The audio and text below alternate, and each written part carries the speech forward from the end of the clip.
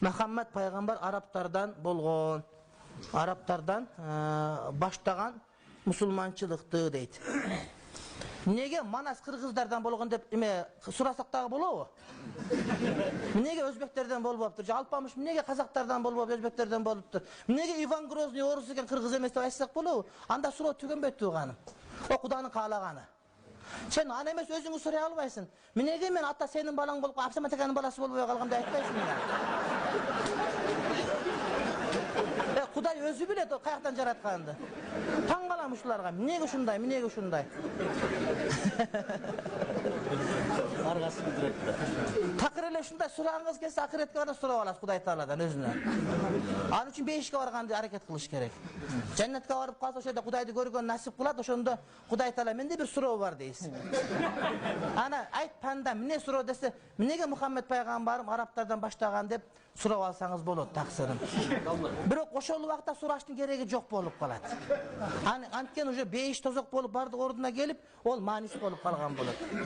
Бирок ошондой болсо да айтып кое турган нерсе, эмне үчүн Мухаммед пайгамбар арабтардан келди десе, ошол убакытта эки себеби бар. Мен билгенден. Ошол убакытта эң бузулган эл арабтар болгон. Кызы төрөлсө тирүүлөй көмүшкөн, уят болот деп. Кыз төрөлсө апарып тирүүлөй көмгөн, өлтүрүп да көмгөн эмес. Намыс болот. Кыз бирөө эриге кетет, ушакка барса биздин намыс болот деп көмүшкөн. Анан ошол араб элин эң бузулган, эң акмак, кончини бузулган элди ушул алып келген дин оңдой алса, анда калган элди запросто оңдоп коет деген түшүнүк болгон да. Эң жиндин оңдоп койгон нерсе калган жөнү оңдоп коет да. Бул биринчиси. Экинчиси, араб тили ушундай бир тил, мен мына кыргызчаны любой кыргыздан кем эмес билем. Манас окугам, Семете, Сейтек, башкаларын окугам, чыгармаларын баарын окугам, Казат Ахматов, Жунай Мавлянов, Чыңгыз Айтматов, да кимдер, Сейитбек Жетимишев, эч кимди калтырган эмесмин. Кыргызчаны Кудайга шүгүр билем деп ойлойм. Араб тили өтө бай тил.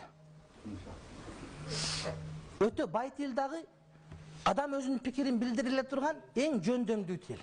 Мисал үчүн, араб тилинде тө деген түшүнүк бар го, верблюд, тө. Ошонун 130дан ашык айтылышы бар. Биз жылкы, ат, айгыр, пана деп токтойбуз го. Бир төнүн 130дан ашык айтылышы бар. Демек, ушунчалык бир пикир жеткирерде, ушунчалык кээ бир адамдар сөз айтайын таппай каласың да. Таппай каласың. Расул Гамзат деген дагыстандык жазуучу бар, билесиңер. Анан бир кыз, бир бала бир сүйүп калыптыр. Ошондо жүрөт. Менин Дагыстандан кетет, мой Дагыстандан кетипти. Анан кыз айтыптыр балага, мен сага тием дептир. Сен ушул Дагыстандагы тилдердин бардыгынча мен сени сүйөм деп мен айта алсаң дептир. Эми бул Дагыстанда бул 30 адырда бир тил, анан аркы Карл Маркста бир тил, анан Ак жолдо бир тил көп болот экен. О жерде кээде эки кошуна эл бирин тили бири түшүнбөйт. Эң тили көп Дагыстандын тили. Түшүнүктүүбү? Анан бечара бала 30да экен, ошентип 30га чыгыптыр, 40га чыгып, 50ге чыгып карып калса, бир күн кетсе, бир жаш бала жүрүптүр. Анан жаш бала аял жете калыптыр. Жакшынакай. Эй, сен таза кызык экенсиң го десем нерсе. Сен жаш эле үйлөнүп алыпсың. Мен сенде жаш убагымда ошол кызга барып айтсам, кыз ушинтип айткан эле. Азыр мен ушул Дагыстандагы бардык тилдерде мен сени сүйөм дегенди ошол үйрөнүп жүрөм. Бирок дагы деле бүтпөй атат дептир. Изилдеп айттыр. Таксырым буга тилдин кереги жок дептир. Мен сени сүйөм деген мындай отуп кучактап маңдайынан өп коюптур. Сиз деле ошентип койсоңуз кутулмак экенсиз. Дегенде кээ бир маанини айтканга тил жетпей калат да. Араб тил маанини жеткирген кудуреттүү тил болгон үчүн Кудайым ошого тандап алды. Бул экинчи себеби. Анан үчүнчүсү ишибиз эмне биздик аны менен. Аны Кудайым ушундай кылды. Ал Кудайдын иши, Кудай тарам сурайт, ал суралбайт. Кудайым сурайт, атаң сенден ат жотарат. Андан сурабайсың сен. Ал сурайт, суралбайт Кудай Таалам. Бисмиллахнын мааниси Бисмиллахир-рахманир-рахим дегени ушул дүнүйөдө мусулман капырдебей бардыгына ырайымдуу болгон.